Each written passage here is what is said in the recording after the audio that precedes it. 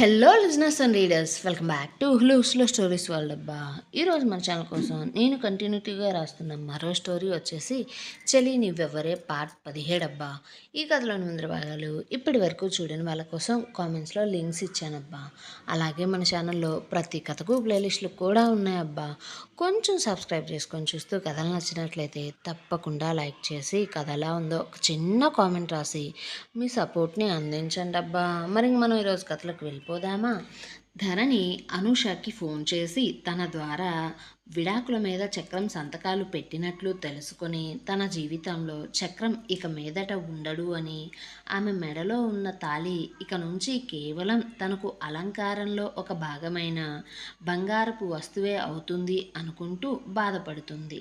JK ధరణి క్లోజ్గా ఉండడాన్ని చూసిన సరళ వారి మధ్య ప్రేమ ఉందని అపార్థం చేసుకుని జేకేని ఆట పట్టించగా జేకే తల్లికి విషయం మొత్తాన్ని అర్థమయ్యేలా చెప్పడంతో సరళ విషయం తెలుసుకుని కొంచెం డిసప్పాయింట్ అవుతుంది.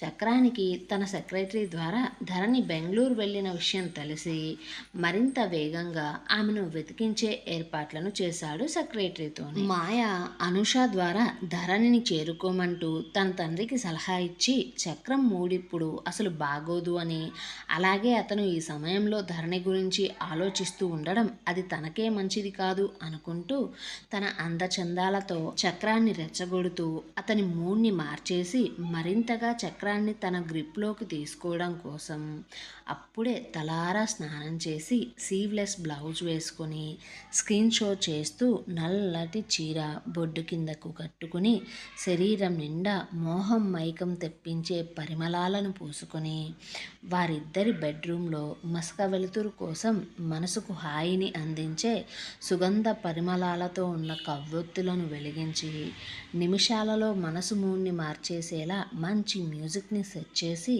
చక్రం రాక కోసం ఎదురు చూస్తూ ఉంది.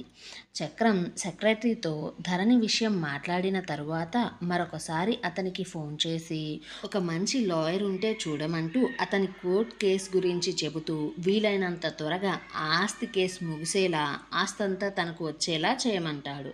అలా తన స్టడీ రూమ్ నుంచి బయటికి వచ్చి గదికి వెళ్ళిపోతూ ఉంటే కింద హాల్లో చంద్రిక సోఫాలో దిగులుగా ఉండడం చూసి ఏంటమ్మా అలా ఉన్నావు అంటూ ఆమె దగ్గరికి వెళ్ళగా చంద్రిక ఏమీ లేదురా, ఆఫీస్లో జరిగింది మా ఆయన నాతో చెప్పింది. అప్పటి నుంచి మనసంతా ఏదోలా ఉంది.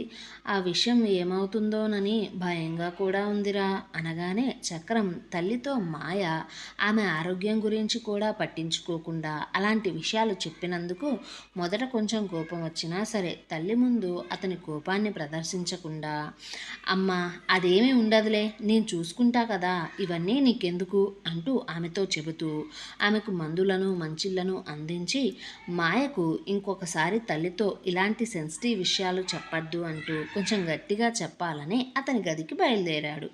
అయితే అప్పటికే మాయ అతని అడుగుల చప్పుడు గది దగ్గరికి రావడాన్ని గమనించి వెంటనే మంచం మీదకు చేరిపోయి చేతిలో ఒక పుస్తకాన్ని పట్టుకుని మంచి ఫోజ్ పెట్టి కాళ్ళు ఊపుతూ బుక్స్ చదువుతున్నట్లు నటన ఆడుతూ ఉంటే ఆ గదిలోకి మాయ మీద కోపంతో ఎంటర్ అయిన చక్రం గదిలోకి వచ్చిన వెంటనే ఆ గదిలో అప్పటికే గాలిలో సువాసనలు పులుముకోవడంతో ఆ వాసనకు అతని మనసుకు హాయిగా అనిపిస్తూ ఉంటే తన కళ్ళు ఎదురుగా నల్లటి చీరలో పాలరాతి శిల్పం అందంగా కన్నులకు విందు చేస్తుంటే అతని బుర్రలో ఉన్న ఆలోచన కోపం అన్నీ కూడా తుడిచిపెట్టుకుని పోయాయి.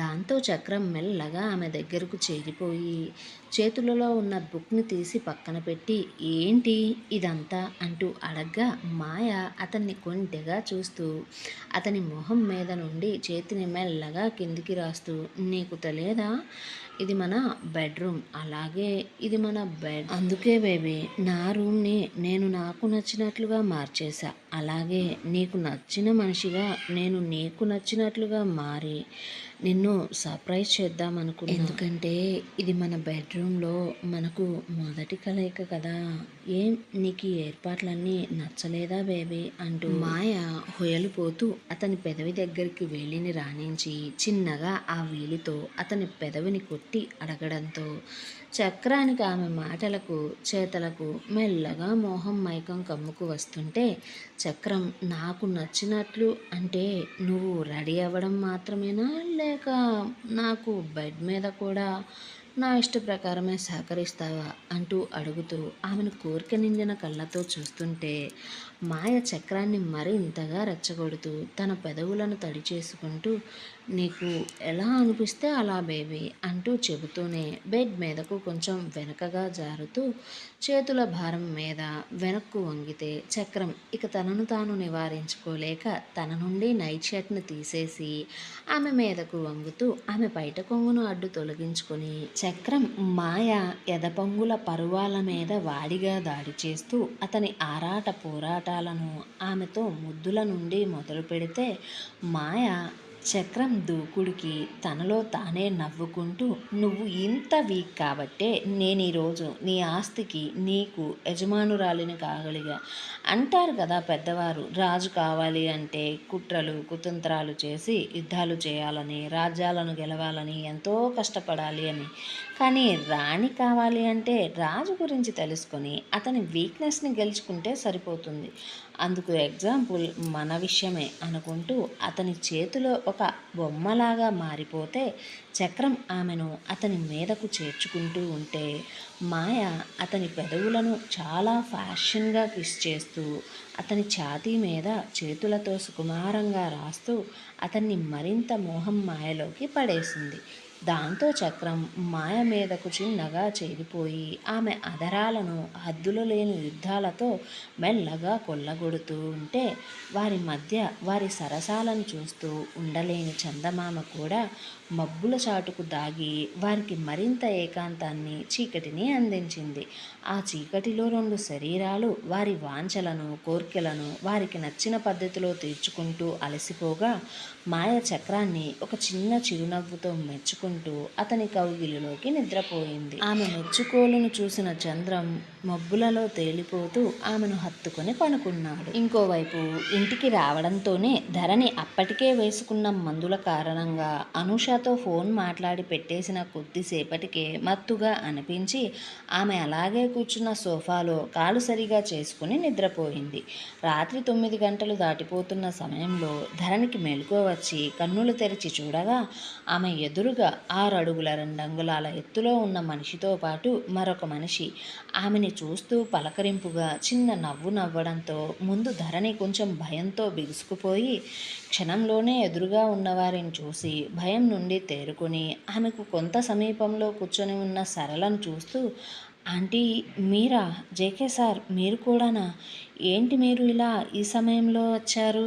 అసలైనా మీరిక్కడికి వచ్చి ఎంతసేపు అవుతుంది అంటూ తనను తాను సర్దుకుంటూ కూర్చోడానికి చూస్తుంటే సరళ ఆమె ఇబ్బందిని గ్రహించి ఆమెకు సాయం చేస్తూ కూర్చోడానికి వెనక దిండును కూడా ఇచ్చి కూర్చోబెట్టి మేమొచ్చి ఒక 10 నిమిషాలు అయిందిరా, నువ్వు బాగా నిద్రపోతున్నావు. అప్పటికే నేను నిన్ను లేపడానికి 2-3 సార్లు పిలిచాను, కానీ ఎలాంటి ప్రయోజనమూ లేదు. ఇంతలో జయ నువ్వు మెడిసిన్స్ వేసుకున్న సంగతి గుర్తు చేశాడు. సో అందుకనే మరీ బలవంతంగా నిన్ను లేపకుండా నువ్వు ఈ ఇంటిని ఎంత నీట్గా సర్దుకున్నావో చూస్తూ ఉన్నా.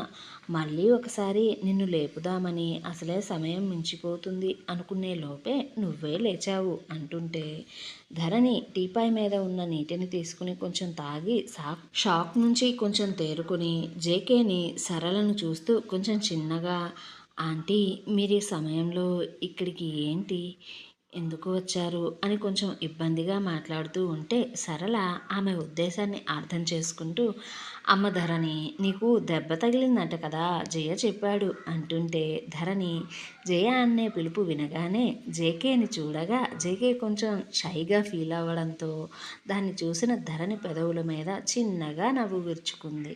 జేకే మాత్రం చిన్న పిల్లాడిలా అమ్మ ప్లీజ్ అమ్మా జయ కాదు జయకృష్ణ అంటూ చెప్పగా సరళ అక్కడ ధరణి నవ్వడాన్ని చూసి హా హా హా జయకృష్ణ చెప్పాడు, అందుకే నిన్ను చూసి నీకు భోజనం ఇచ్చి పోదామని వచ్చా అంటూ సోఫాలోకి ఓ పక్కగా పెట్టిన డిన్నర్ బాక్స్ను ఆమెకు చూపిస్తూ ధరణి ఎదురుగా ఉన్న టీపాయ్ మీద దాన్ని పెట్టడంతో ధరణి దాన్ని చూసి అయ్యో ఆంటీ, మీకెందుకు ఇంత శ్రమ ఈ వయసులో? నేనే ఏదైనా ఫుడ్ ఆర్డర్ పెట్టుకునేదాన్ని కదా! ఇంత రాత్రి మీరు నా కోసం ఇలా కష్టపడడం ఎందుకండి? అంటూ మొహమాట పడుతూ ఉంటే, జేకే ఆ మొహమాటాన్ని అర్థం చేసుకుంటూ, చూడండి మిస్ ధరణి, మొన్న ఈ మధ్య ఫుడ్ ఆర్డర్ పెట్టుకున్న డెలివరీ బాయ్ మీద జరిగిన దాడి తర్వాత డెలివరీ బాయ్స్ ఎవరూ కూడా ఇలాంటి పెద్ద పెద్ద విలాస్ ఉండే ఏరియాస్లోకి నైట్ ఫుడ్ హోమ్ డెలివరీ ఇవ్వడానికి ఇష్టపడడం లేదు. ఒకవేళ మనం అంత అర్జెంట్గా ఫుడ్ ఆర్డర్ పెట్టుకున్నా సరే, 6 తర్వాత ఆ ఫుడ్ని టౌన్షిప్లోకి ఎంటర్ అయ్యే గేట్ దగ్గరే వాచ్మెన్ దగ్గర ఇచ్చి వెళ్ళిపోతున్నారు. సో నువ్వు అక్కడి దాకా ఇలాంటి పరిస్థితుల్లో ఫుడ్ తెచ్చుకోవడానికి ఎక్కడ వెళ్తావు చెప్పు? అలాగే నువ్వు నిలబడి వంట చేసుకోవడం కూడా అసలు కుదరదు కదా! అందుకే మనిద్దరి పరిచయాల గురించి అమ్మతో చెప్తున్న సందర్భంలోనే నీకు ఈరోజు ఇలా జరిగింది అని చెప్పడంతో, అమ్మ తనంతట తానే నీకు వంట చేస్తా అనింది. అనగానే జేకే మాటలు విన్న ధరణి కొంచెం ఎమోషనల్ అవ్వడం వల్ల కళ్ళల్లో కన్నీరు సుడులు తిరిగింది. ఎందుకంటే తను 4 ఏళ్ళు ప్రేమించి పెళ్లి చేసుకుని తనే సర్వస్వం అనుకున్న భర్త కనీసం ఏ రోజు ప్రేమగా తిన్నావా అని అడిగిన పాపాన పోలేదు. వారిద్దరూ కలిసి కూర్చుని తింటున్న సందర్భంలోనైనా ఒక 2 గోరు ముద్దలు కలిపి నోటికి పెట్టిన సంఘటన కూడా ఆమెకు అసలు గుర్తు కూడా లేదు. కానీ నాతో ఒక్కరోజు పరిచయంలోనే ఒక స్త్రీ గురించి ఇలా ఆలోచిస్తున్నారు అంటే, జేకే సార్, మీ అమ్మగారి పెంపకం మిమ్మల్ని ఇలా తీర్చిదిద్దింది అనుకుంటా అంటూ జేకేని మెచ్చుకోలుగా చూస్తూ ఉంటే, జేకే ధరణి కంట్లో నీరు గూడు కట్టుకోవడం చూస్తూ అతనికి ఇంట్లో వంట చేసే సమయంలో అతని తల్లి సరళ గుడిలో ధరణిని ఏ విధంగా కలిసిందో, ఏ విషయాలు మాట్లాడుకున్నారో చెబుతూ, బామ్మ ఆమెకు ఫోన్ చేసి ధరణి ఒక అనాథ అంటూ కొంచెం జాగ్రత్త అంటూ చెప్పిన విషయాన్ని కూడా చెప్పడంతో దాన్ని ఇప్పుడు గుర్తు తెచ్చుకుంటూ మనసులోనే, ధరణి, నువ్వు ఎవ్వరూ లేని ఒంటరి బ్రతుకు బ్రతుకుతున్నా సరే ఈ రోజుల్లో ఎలాంటి తప్పుడు దోవ తొక్కకుండా నీ కాళ్ళ మీద నువ్వు నిలబడుతూ నీకంటూ సొంతగా ఒక ఐడెంటిటీని తెచ్చుకున్నావు. నువ్వింత మంచిగా ఉన్నావు అంటే నీ పెద్దవారు నిన్ను ఎన్ని విలువలతో పెంచి ఉంటారో కదా! వారే కానీ బ్రతికి ఉంటే నువ్వు అలాంటి టెండర్ గెలుచుకున్నందుకు వాళ్ళు ఎంత సంతోషపడేవాళ్ళో కదా అనుకుంటూ పైకి మాత్రం ధరణి ఆ బాక్స్ను చూస్తూ కూర్చుండడాన్ని గమనించి అది చూస్తూ, మిస్ ధరణి, ఆ బాక్స్ని అలా చూస్తూ కూర్చుంటే మీ ఆకలి తీరదు, తింటే తీరుతుంది అంటూ చెప్పడంతో సరళ తెచ్చిన బాక్స్ ఆమె ఎదురుగా ఉన్న టీపాయ్ మీద పెట్టి ధరణిని, చూడమ్మా, నువ్వు ఈ వంటలకు అస్సలు డిసప్పాయింట్ అవ్వవు, అందుకు నాది గ్యారంటీ అంటూ ఆమెను తినమంటూ చెప్పగా జేకే కూడా తిను అంటూ కనుసైగ చేశాడు. ధరణికి ఆ వంటల వాసనకే కడుపులో పేగులు అరుస్తుంటే ఆమెకు అప్పుడు కడుపులో బిడ్డ ఆకలి గుర్తు వచ్చి ఆమె ఊహల నుంచి బాధల నుంచి బయటికి వచ్చి ఇక వారితో ఎలాంటి ఆర్గ్యూ కూడా చేయకుండా తెచ్చిన వంటలన్నీ మంచిగా తింటూ వంటల రుచి గురించి సరళను మెచ్చుకుంటూ వారు సరదాగా మాట్లాడుకుంటూ తినడం అంతా పూర్తి చేసుకున్న తరువాత అప్పటికే జేకే ఆమెకు మందులు వేసుకోవడానికి వాటిని టీపాయ్ మీద కూడా తెచ్చి ఇవ్వగా ధరణి వాటిని చూస్తూ జేకేకి థ్యాంక్స్ అంటూ చెప్పింది. అయితే సరళ ఇంకా సమయం చూసి మరీ రాత్రి అవ్వడంతో వారు తిరుగు ప్రయాణం అవ్వుతూ మరొకసారి ధరణి వైపు తిరిగి చూస్తూ, చూడమ్మా ధరణి, నువ్వింకా ఈ కాలు తగ్గేదాకా వంటల జోలికి పోకు, నేను వండి తెస్తా అంటుంటే ధరణి మొహమాటంతో, అయ్యో ఆంటీ, మీకెందుకు శ్రమ, నేను చిన్నగా చేసుకుంటాను కదా అంటుంటే జేకే, ఇందులో శ్రమేమీ లేదు, అమ్మకు వంట చేయడం అంటే చాలా చాలా ఇష్టం. ప్రామిసెస్ చెప్తున్నా, మా అమ్మ వంట చాలా రుచిగా కూడా చేస్తుంది.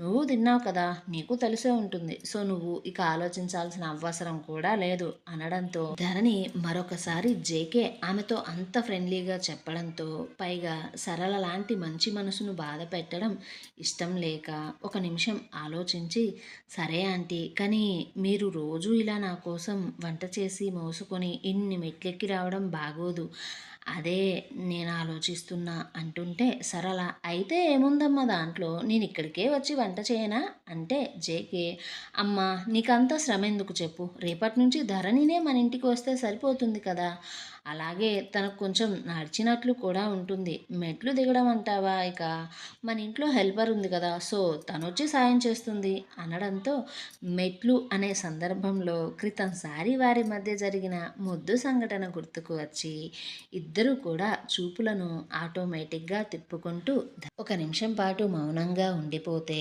సరళ మాత్రం ధరణి సమాధానం కోసం ఎదురు చూడగా ధరణి ఇక తప్పదు అనుకుని సరే అంటూ ఒప్పుకుంది. మరుసటి రోజు ఉదయం పేపర్ చదువుతున్న మాయ కళ్ళల్లో చెప్పలేనంత సంతోషం వస్తే అదే పేపర్ ఇంకొక చోట చదువుతున్న ధరణి కంటి నుండి కన్నీరు ధారాళంగా కారిపోతూ ఉంది. కానీ అదే పేపర్ చదువుతున్న జేకే మాత్రం చదివేది అసలు నమ్మలేకపోతున్నాడు. అలాగే ఆ పేపర్ చదువుతున్న జేకేకి కోపం కట్టలు తెంచుకుంటూ వస్తూ తను చదువుతున్న పేపర్ని ముక్కలు ముక్కలుగా చించేశాడు. ఏమండి, అసలు ఇంతకీ ఆ పేపర్లో ఏముంటుందంటారు? ఒకే వార్తను ముగ్గురు చదివి మూడు రకాలుగా ఎందుకు ఫీల్ అయి ఉంటారంటారబ్బా? పేపర్ చదివిన జేకే ఎలాంటి నిజాలు తెలుసుకుని ఉంటాడు? అసలు అనూష చక్రాన్ని ఏ విధంగా దెబ్బ కొట్టబోతుందంటారు? ఒకవేళ నిజంగా అనూష చక్రాన్ని దెబ్బ కొడితే దానికి కారణం అనూష అనుకుంటాడా, లేదా ధరణి మీద ఇంకా పగ పెంచుకుంటాడా? ఈ ప్రశ్నల సమాధానం కోసం మన ఛానల్ని సబ్స్క్రైబ్ చేయండి, ఈ వీడియోని లైక్ చేయండి. కథాకథనం ఎలా ఉండిద్దో ఓ కామెంట్ చేసి చెప్పండి అబ్బా కొంచెం.